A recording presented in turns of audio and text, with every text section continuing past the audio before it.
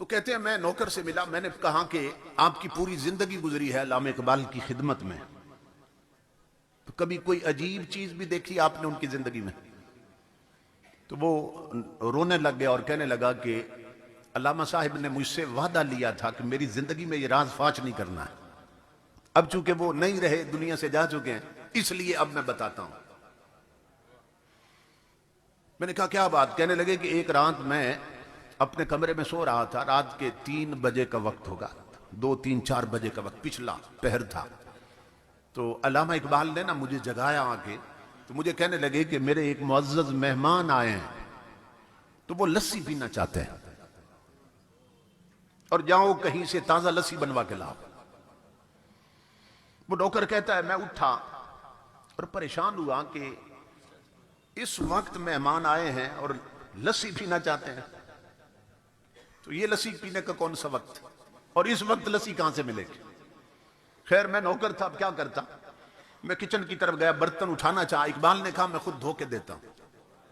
इकबाल ने अपने हाथों से ना बर्तन खुद धोया और मुझे दिया, कहा जाओ लस्सी लेके आओ। मैं आंखें मलता जा रहा था गली में, अब लस्सी कहां से मिलेगी इस वक्त? कहता मैं इसी मखमसे में था कि जब गली का मैंने मोड़ काटा ना, तो मैं देखकर हैरान हो गया कि एक खोखा बना है, एक बाबा बैठा और लस्सी बना रहा है।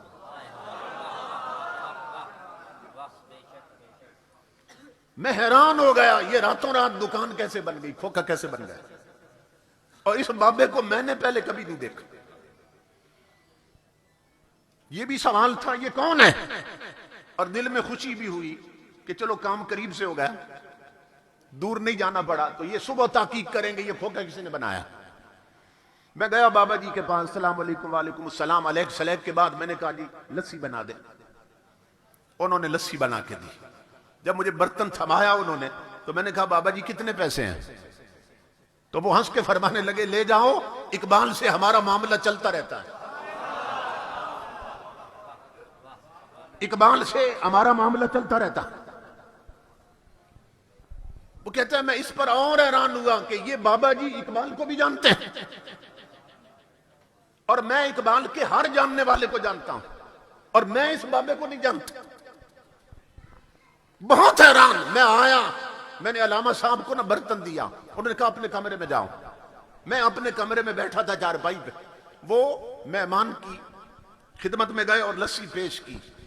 थोड़ी थोड़ी बातों की आवाज आ रही थी। अब मैं मुंतजिर था कि अगला क्या ऑर्डर है, मेहमान यहीं ठहरेंगे या अभी रुखसत होंगे? कहते हैं मैंने महसूस किया कि मेहमान रुखसत हो रहे हैं। मैंने देखा सेन में मेहमानों ने इकबाल को सीने से लगाया, पेशानी चूमी और निकले। मैं दौड़ा, मैंने कहा अल्लामा साहब मैं कुंडी लगा देता हूं, आप सो जाएं।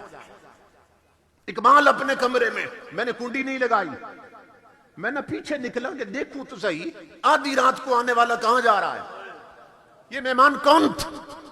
वो कहता अल्लाह की इज्जत की कसम मैंने देखा कि उस मेहमान ने एक कदम उठाया इकबाल के दरवाजे से, दूसरा गली के आखिरी कोने पे रख दिया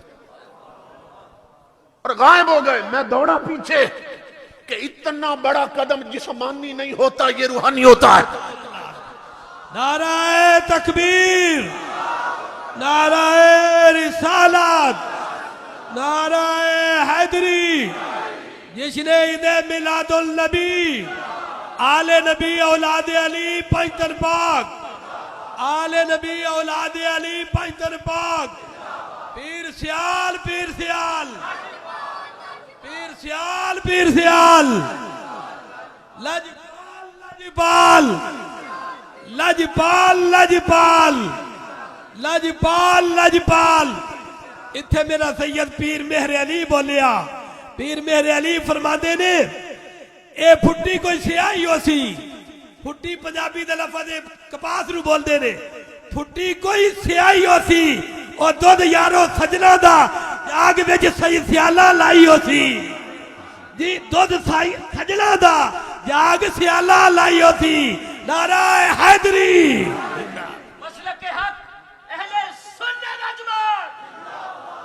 मैं हैरान था, ये कदम जिस्मानी नहीं हो सकता, ये रूहानी कदम उठा है। मैं दौड़ा पीछे कि वो कहां गए, जब मैं गली के कोने पे पहुंचा तो और हैरान हुआ, न खोखा न खोखे वाला,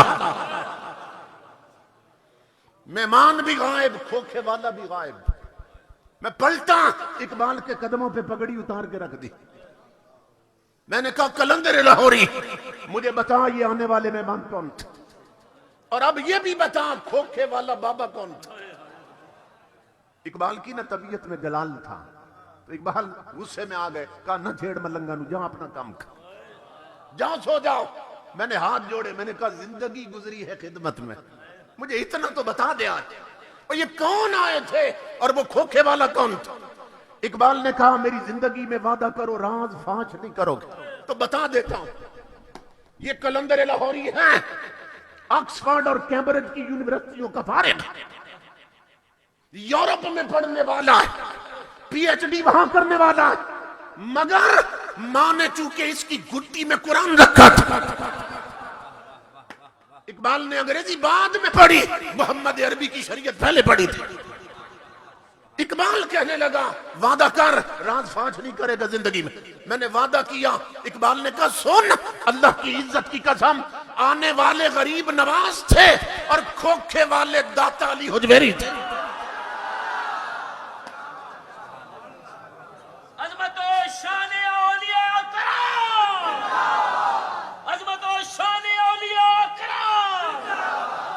इसीलिए इकबाल कहता है death does not exist, it is life that is the predominant reality not death. कहता है मौत का कोई वजूद नहीं, कब्र के बाहर भी जिंदगी थी, कब्र के अंदर भी जिंदगी। इसीलिए इकबाल कहता है मौत को समझे हैं गाफिल, इख्तिताम में जिंदगी है ये शाम जिंदगी, सुबह दवा में जिंदगी। इसीलिए इकबाल कहता है फना कैसी बका कैसी जब उसके आशना ठहरे, फना कैसी जब उसके आशना ठहरे। हमें जिससे मोहब्बत हो तो हम चाहते हैं हमारा महबूब मिट्टी में मिले, बोली ये मोहब्बत का तकाजा है।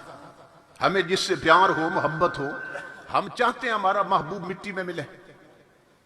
इमाम अल अंबिया के गुलामों, तो जब बंदा नहीं चाहता उसका महबूब मिट्टी में मिले तो वो कादिर होकर अपने यारों को मिट्टी में मिलने देता है।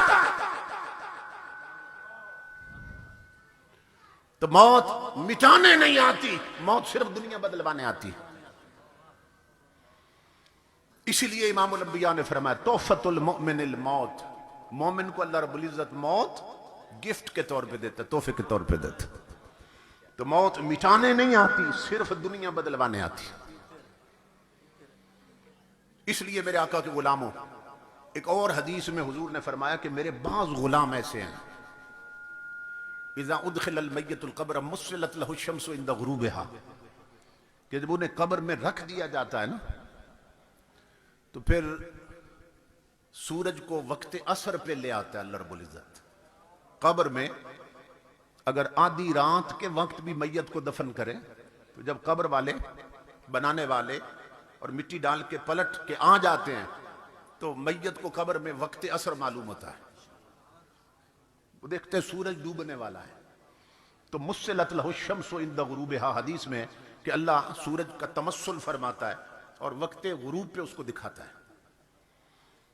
अब ये जब मंजर बन जाता है, अब फरिश्ते आते हैं सवाल करने के लिए। आप जानते हैं ना, हदीस पाक सुन रखिए, 3 सवाल करते हैं फरिश्ते, मर रब्बुक वमा दीनुक वमा कुन्त तक़ूलु फी हक़्क़ि हाज़िर रजुल लज़ी बुइसा फ़ीकुम। तो उधर फरिश्ते आते हैं सवाल करने। अब हदीस के लफ्ज़ सुनिए, इमाम अल अंबिया फरमाते हैं फ़यजलिसु, वो उठ बैठता है कब्र में। ये मिट गया है तो उठ बैठा कौन है? बाज बदबख्त कहते हैं ना, नबी वली कब्रों में करवट भी नहीं बदल सकते, और इमाम अल अंबिया बता रहे हैं ये मेरा गुलाम है, फरिश्ते आए हैं, ये कब्र में उठ बैठा है। फयजलिसु, उठ बैठता है, यमसउ ऐनैहि, अपनी आंखें मलता है। क्यों? मिट के नहीं उठा, सो के उठा है। आंखें वो मलता है जो सो के उठा।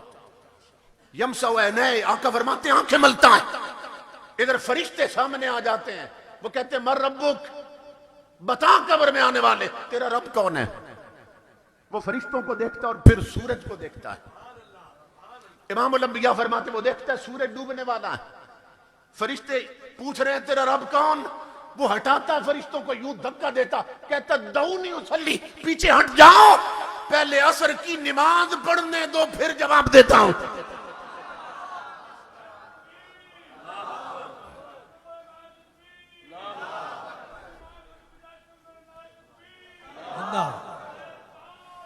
या रसूल जिंदा या अली लाजपाल लाजपाल लाजपाल लाजपाल लाजपाल लाजपाल लाजपाल लाजपाल लाजपाल लाजपाल।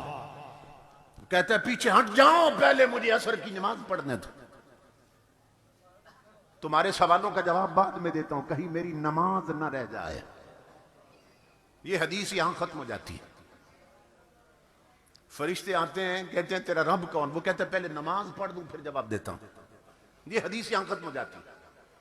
हकीमुल उम्मत मुफ्ती अहमद यार खान नईमी रहमतुल्लाह ताला अलैह, आपने इस हदीस की शरह में लिखा है कि यहां हदीस खत्म क्यों हो गई।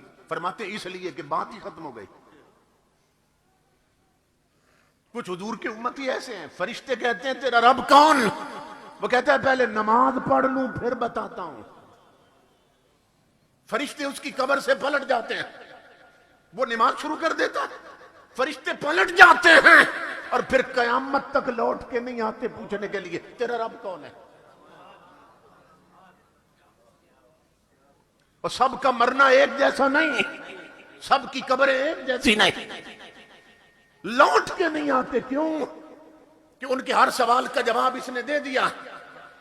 फरिश्तों को खबर हो जाती है कि जिसे कब्र में भी नमाज की फिक्र लगी है, इसकी दुनिया की जिंदगी किस ढंग में गुजरी होगी। तो ये इमाम अल-अंबिया के सच्चे गुलाम ये कब्र में भी नमाज की बात छेड़ देते हैं। ये कौन कह सकेंगे कि पहले नमाज पढ़ लो?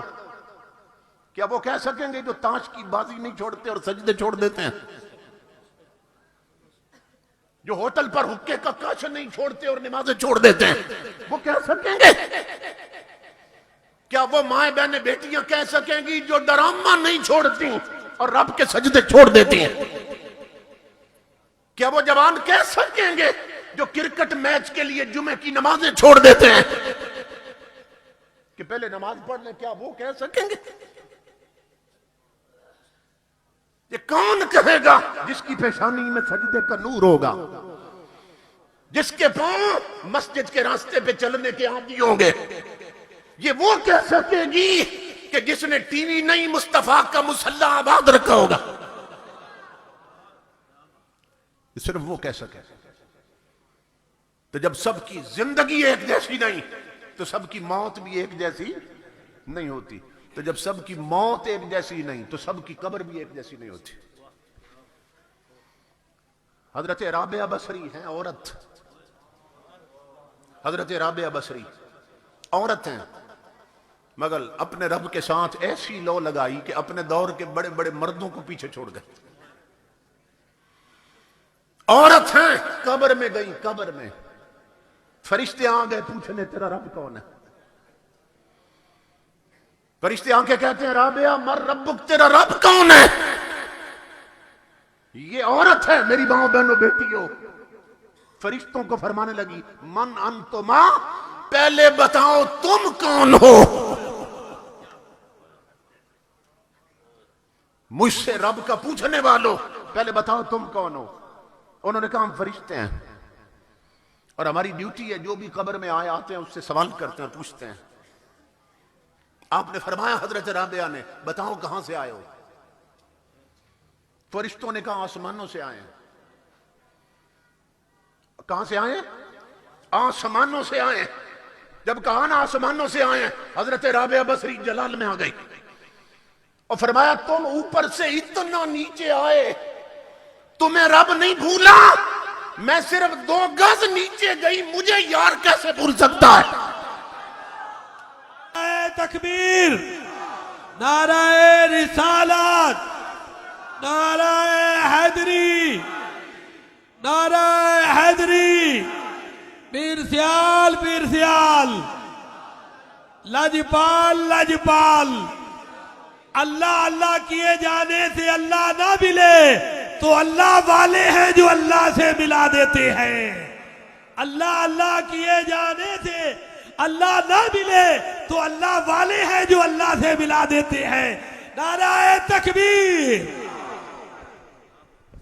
क्या तुमने मेरा ताल्लुक इतना कच्चा समझा है? तुम ऊपर से इतना नीचे आओ तुम्हें रब न भूले, और मैं सिर्फ 2 गज नीचे गई मुझे मौला भूल गया।